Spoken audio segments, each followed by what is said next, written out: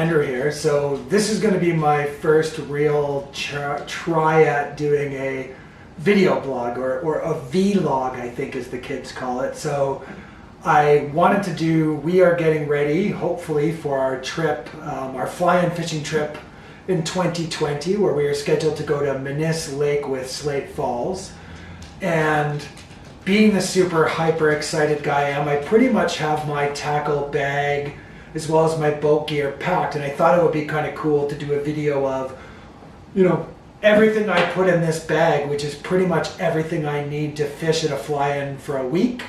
Couple of caveats: we'll be fishing primarily for walleye with a little bit of a pike. I'm by no means a pike expert, so you'll see that I probably tend to have more walleye gear. And then the other thing that's a little different this time, we are flying commercial, so my bag that I'm taking, I'll actually probably combine my bag into someone else's bag to cut down on our baggage allowance for the flight, pack my bag and repack it there. But yeah, I mean, the first thing I was just going to quickly cover off, so this is a Bass Pro Extremes boat bag. I'm a big fan.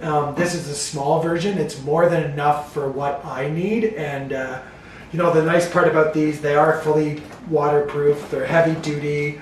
You know, for the most part on a fly-in trip, especially, you know, we're for the most part the only people on the lake, I can't be bothered taking my stuff up from the boat every night to the cabin. Call me lazy, but I'm pretty good with leaving all of my stuff in the boat overnight, so it's nice to have a waterproof bag I can zip up just in case you get some rain. And I'm going to break this down, so I'll walk through kind of a few different items, but mainly I'll talk about the boat tools that I bring in this kit. I'll talk about the different types of tackles, whether that be crankbaits, jigs, plastics, bottom bouncers, talk a little bit about my pike selection, just sort of, you know, if you're ever going on one of these trips, I think I remember on my first trip, I felt like I packed every bit of tackle, and I bet you at the end of the trip I only used maybe 20% of what I brought. And so I've really narrowed down. I'll show you I can fit all of my tackle in 2 trays that I need for the week. And so yeah, I thought it might be a cool way to sort of do something a bit different on the boat blog, but at the same time hopefully provide some hate to call it education, but some interesting information from my point of view, and maybe provide a little bit of entertainment.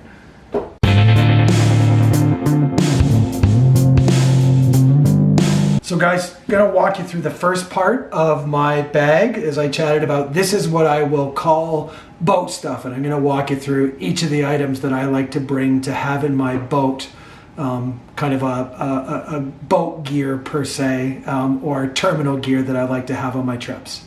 So one of the first things I keep in our boat, and you know, when I say in the boat, generally we're 3 boats, 5 guys, so we want to make sure each boat has at least one of these, is a fish set. This is a Berkley power bait walleye attractant that I like to have in the boat. I'm not going to say that I'm a big believer that the fish attractant actually brings fish in, but I do believe enough that, especially with crankbaits, things like that, that you don't have live bait on, it definitely does help in terms of masking your human spent, whether you've got gasoline in your hands from filling up the boats in the morning. Sunscreen, I've always read, is a really bad one that fish seem to be repelled by. So I like having the fish attractant for my artificial lures, and generally what I do is before I switch a lure and start trolling with it, I'll give it a douse of this, and that's really, you know, how I use the scent. Second boat item, pair of long nose pliers.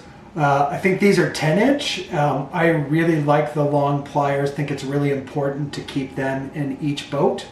You know, I think I've talked about it in some of my posts about being safe on your fly-in trips. And I mean, at the end of the day, a hook in the hand means you're either, you know, letting your buddy Jim pull it out over the fire after you've had a few beers, or worst case, you got to call a float plane. So for me, especially with, you know, generally it's the smaller fish I find, small pike, small walleye, they've got a hook deep. Having these pliers to really get in there, keep your hands safe is, I think, a really important way of keeping yourself safe. Another one of those things that I like to have in the boat, Lindy fish glove.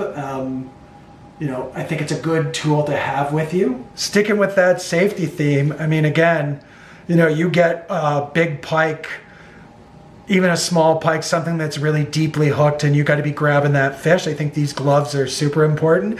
You can even see my handy AG there for my initials so it doesn't get mixed up with someone else's glove.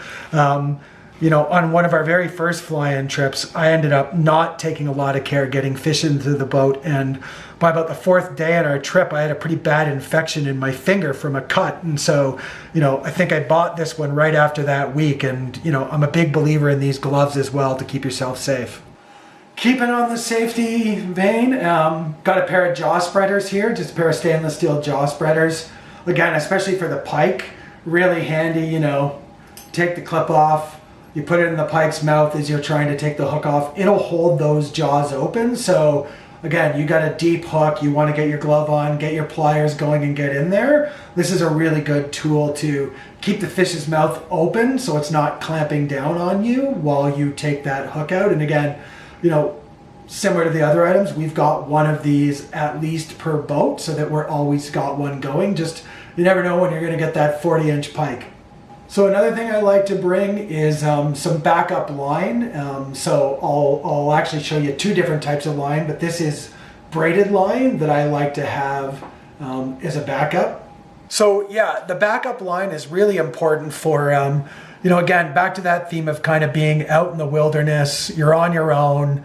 There is no tackle shop, at least in the fly-in outpost trips that we do. And so, you know, someone gets a bad snag, a bird's nest that just won't quit. It's kind of nice to know that you've got some backup. This particular one is a large spool, 300 yards, 50-pound braid. I don't run 50-pound braid on my walleye gear, but again, you know, I'm hoping that I never need to use this, but if I did, we actually have 2 spools of this that we bring on each trip. And yeah, it's just for those cases where you would really, you know, hate to have no line or have to make do. So another backup line item, this is a spool of Berkeley Big Game, 8-pound test monofilament. It's a big spool, it's 1,700 yards. And again, you know, never had to break this out yet on a trip. We usually replace it prior to every trip, so we're not going with old line, but I think this is a good backup. It's not a lot of money, good strong line just in case you needed it. And you know, for some cases, I mean, I've got a very small reel on my jigging rod, and I'm not so sure that the 50-pound braid would be the best thing. Doesn't weigh much, doesn't take up a lot of space. It's just a good item to have just in case you're going to need it. So along the line conversation, these are some braided line snips that I pack. If you've ever fished with braided line, really, it is very difficult to try to cut, whether you're tying a lure, you're switching a lure. So having something like this is really handy. So yeah, I really like this tool. You can see, I mean, it's pretty straightforward. Pinch it, it's going to snip your line. I put a carabiner on mine, and I really like to just clip that onto my bag and keep it in the boat at all times with me. Just don't have to worry about forgetting it in a different jacket or anything. And I love this handy feature.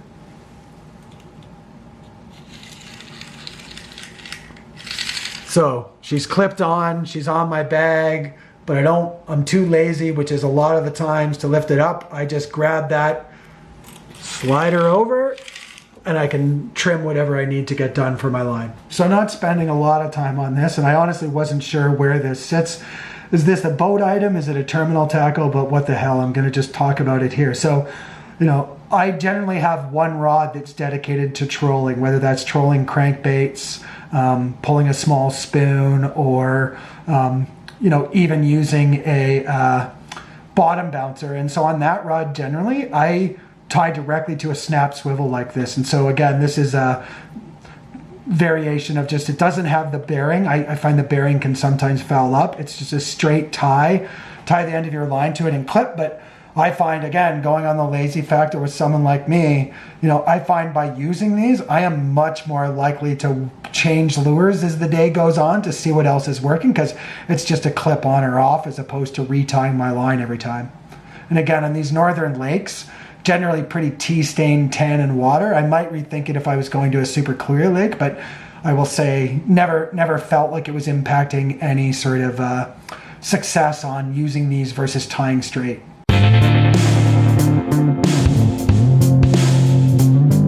So now we're getting into some of the fun stuff. fishing lures, I think, which is, you know, a lot of people's favorite topic. I talked about the fact that I have 2 trays, and so from an artificial lures perspective, not everything, but almost all of the lures that I would take on a trip are in these 2 trays. Now, I won't walk through everything at once, but I mean, this tray here that you see in front of me, this is pretty much dedicated to my walleye crankbaits, different types of baits I would troll. And so, you know, generally speaking, I've got 4 to 5 different types of crankbaits. If you want to see my top 5 lures for a Northern Ontario walleye trip, check the blog post. I did do that. That was one of my first posts. But so I'll take a deeper diving minnow style bait. I like, you know, I'm not even sure what to call a Hottentot, but kind of a fat, wide wobble bait is really good. I like kind of a shad style bait. This is a shad wrap in a purple color. I've generally really liked these big jointed baits. I find with these, this is a Rapala J13. Really like these. They seem to do a great job of catching both pike and walleye. You know, a suspending jerk bait's really nice. This is a husky jerk again. Good bait if you think the fish are up on shore, aggressively feeding. These are great. You can also long line troll these 2 at night is a really good tactic. You know, I've got, this is again more on the shad style, Berkeley flicker shad. I think, you know, the key to me is these are sort of the styles, and then for the most part I have some colors that I really love, but I think generally for the most part in these styles I like to have, you know, 1 or 2 baits in a natural finish, sort of this minnow style finish, or I like to have something in that bright finish, really this, and you know, don't go in with any pre-discovered notions of what the fish will prefer, but you know, if I've got a lure that I'm super confident in and I'm not getting bit, let's say on the bright color, before I give up on it, I'll try a darker sheet and see if that makes any difference. Or a lot of times what I'll do is my partner in the boat will be, you know, I'll be trolling with the bright color, he'll be trolling with the light color. That doesn't work, he might switch it up and he'll go to a different style bait in a bright color. I'll try something just until we find what's working, and then we'll tweak with the color. So that's pretty much what I bring from a walleye crankbait perspective. So second tray here, and this one's a bit of a hybrid. It definitely is by far the heaviest tray in my bag, because this is where I would call it my vertical presentations as well as my pike presentations. So I'll talk through my vertical presentations for walleye. So, I mean, you know, generally if you've spent any time walleye fishing, read anything on walleye fishing, I mean, you know, the old jig and a twister, jig and a worm, jig and a minnow is a common standard, and I am, you know, definitely bring a lot of that. So, you know, I've got your traditional round head style jig with, I think this is a Mr. Twister 4-inch meanie. You know, I'll bring weights as small as probably 1/4 of an ounce, and I'll go up to a 1/2 ounce if we're really deep or really rough. You know, sometimes I might not use plastic, but generally I'll start with a form of plastic and a worm tipped on this. We don't typically bring minnows. You know, again, different style head here, kind of a walleye. This is a Bass Pro walleye jig, bit of a shovel head on it. I will tell you, and I think it's in my post on my favorite walleye lures, that pink and white. That's probably the color of body that I've had the most success on. Some other kind of odd bridge. So this is a jig head that's tipped with a spin, kind of a almost like a Roadrunner style. You know, I haven't professed to have a ton of success on this. I see a lot of guys do, so I bring some of these ice fishing lures, the Rapala jigging wraps. Another one that I haven't spent a lot of time with but read a lot about, these sort of sonic blades. I think I got this one in preparation for this trip, so hopefully I can give this one a shot and see what happens. You know, in terms of the plastic, this one here, again, this is a paddle tail, so I'll try some paddle tails. I don't keep them in the bag, but I mean, generally, I always find I have too much of this, but I'll bring, you know, a few different bags. This is a Northland paddle tail, you know, a Yum 4-inch jig, twister tail, some big twister tails. And I kind of put them in this plastic bag and really just leave them in my bag and go through. But I will tell you that, you know, from a plastics perspective, I feel like every guy on our trip would tell you that we always bring way too much and barely change them.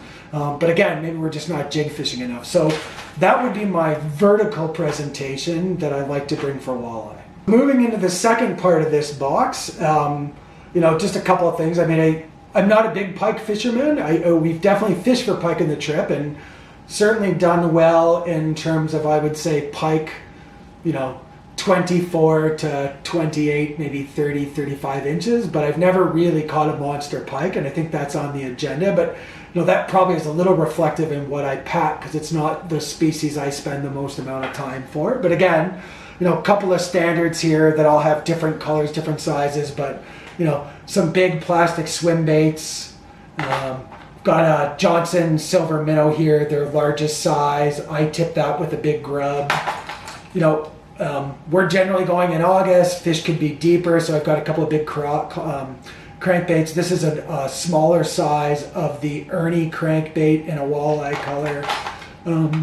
Spoons, that's probably what I've had the most success, catching spoons. This is a Dr. Spoon. If you ever spent any time on Mike Borger's site, I know he really loves these spoons. That's where I got the idea. Big spinnerbait. This is a Northland Reef Runner. Again, something you can cast, look for active fish. And finally for me, this is kind of from my musky days, but I've always had good success with a bucktail. This is a Mepps number 5 Black Fury. Sometimes it's called a musky killer, but that's another good lure. And so, also stuffed in this bag, I've got some fluorocarbon leaders. I've got some straight steel leaders that I use. Again, I think that's important when you're fishing for pike. As I say, I've never caught that 40-incher, and I'd hate to get it on and have it snap my line or break because I wasn't using a leader. So I generally always have a leader up on my pike ride. And so that's really the tackle components that I bring with me. It's 2 trays. It's pretty condensed. It weighs heavy, but I find, I still think even with this, at the end of a trip, if you pulled me and put me to a lie detector, I'll probably still only use 50% of this tackle, because once you get there and you kind of get dialed into the pattern, it's pretty hard not to focus on what you've got the most confidence in. We're in the home stretch of tackle, and I love to bottom bounce. If you've read any of my trip reports, I mean, it's something that we learned on one of these trips, and I have had a ton of success from it. So I would call this my bottom bouncing gear. So as you can see, I've got my harnesses here. These are Lindy Keepers. This is a Bass Pro version. I find these super helpful. You keep them away, you get them done. You can see I pack a lot of these, different colors, different blades. I've got an Indiana. I've got some big Colorados. I've got some butterfly blades, which I used for the first time in our last trip and really liked. I've got single hooks. I've got slow death hooks. I've got a traditional double hook. Some of these I actually tie myself, and I'll probably do a blog post on that, how I got into doing that, and I will tell you if I can do it, any idiot can do it. And then the other part obviously is the bottom bouncer. So again, I bring, probably 6 or 7 of these, 3 ounce. I think I normally maybe bring 1 4 ounce. I would say the workhorse for me has generally been the 2 ounce. We're not fishing much deeper than 20 to 25 feet at our time of year. We might, if it's a really fast day and it's hard to keep the smoke boat speed down, go heavier. But for the most part, 2 ounce has been really good for us. And, from a storage perspective, I didn't put it in the picture, but I honestly just take those. They're wrapped up in a Glad freezer bag, and that's how I keep them on the side. And then, the hooks are kind of kept away. They need them. I mean, you will see I bring a lot of these, and I think there's actually one that you can't see that's hidden right now. I've got 4 of these, and I think for us, we've just found over trip, every trip I say I'm gonna bring 40 bottom bouncers, and that's 40 worm harnesses, and that's enough. And by the end of the trip, I'm picking up blades that have fallen to the bottom of the boat, or trying to retie them because I've had break-offs, snags. You get a pike on one of these, a lot of times if you get the pike to the boat, as soon as you get it in the net, the harness blows up. So I really like tying a lot of these. So yeah, that's my bottom bouncer setup. And I might not only use a worm harness on a bottom bouncer, but in general, I'll call that my bottom bouncer. And that's really the final tackle component that I'll use on these trips. So, I mean, that is a wrap. That are all the components that I take in this bag, and so, you know,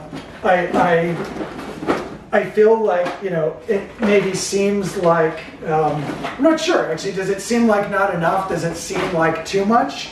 You know, for me, this is what I have found I need, and, you know, I think I mentioned earlier, this time around for our trip, we are doing something that we've never done before, which is flying commercially, but, you know, so we are going to try to combine some bags for the flight. Cheap Scotsman that I am, I want to pay the least amount of extra bag claims, but I mean, just in case you didn't believe me, that is everything that you have seen taken out, put back in, and I hope you found this helpful. I know for me at least, you know, I found for my first trip, I had so much stuff. I didn't use a lot of it. That's weight that could have been extra beer or something else much more important than lures. And so, you know, over a few trips, we are getting this refined. And, you know, I'm pretty sure when I get back from this trip, our trip in 2020, if we get to go, as everything sort of opens up in the world. But, you know, I think that, you know, I'll probably make more refinements. So hope you enjoyed it. You know, I enjoyed making this. Special thanks to my son-in-law, who's been my film man for this. So thank you, Spencer. So thanks, everyone. Hope you enjoyed it, and take care.